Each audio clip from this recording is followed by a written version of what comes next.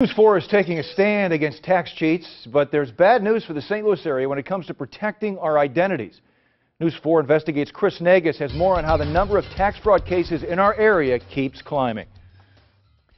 Tax fraud is a big problem across the country, but it's an enormous problem here in St. Louis. We are at the top of a list nobody wants to be on, and there are a lot of questions as to why identity theft appears to be worse here than in other metro areas. Tax cheats seem to be everywhere. They range from tax preparers that get busted. What did you plead guilty to doing? I'm not sure. Like, it's all with my lawyer.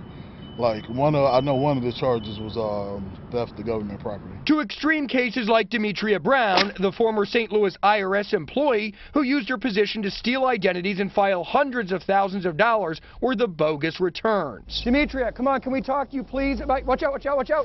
For years, we have gone after the crooks that con the system. So is U.S. Attorney Steve Wigington. His office isn't seeing a slowdown. Our office here in the Southern District of Illinois, we're very aggressive in prosecuting individuals that steal tax money. It's leading to an interesting trend. Last week I visited the Federal Trade Commission in Washington, D.C. An FTC lawyer revealed St. Louis now ranks third in the country for identity theft. And where did we rank last year? Last year it was down at 100. So that's a huge jump, obviously. What's driving that? Tax identity theft is driving the train in Missouri and throughout the country. Only Miami and Seattle have more reported cases per capita than St. Louis.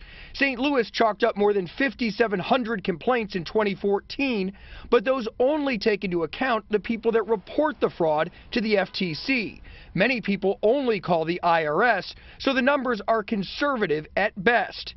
Even the FTC attorneys were surprised to see St. Louis near the top. When you see a major city in the Midwest all of a sudden at the top of the list, that's, whoa, what's going on? Right. This is a big change and big news, is that the Midwest is now a bigger part of the problem than it's been in the past few years. In the past, the majority of tax fraud cases were focused in Washington, D.C., Georgia, and Florida.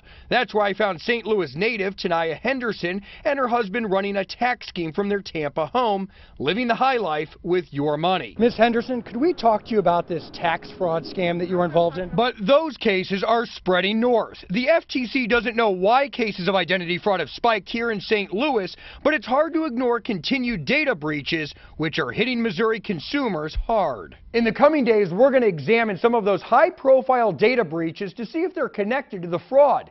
In the meantime, if your identity has been stolen, we have a link on our website, KMOV.com, to walk you through the steps you need to take right now. But it can be a complex process, so tomorrow night at 6, we'll walk you through the steps. Chris Nagus, News 4.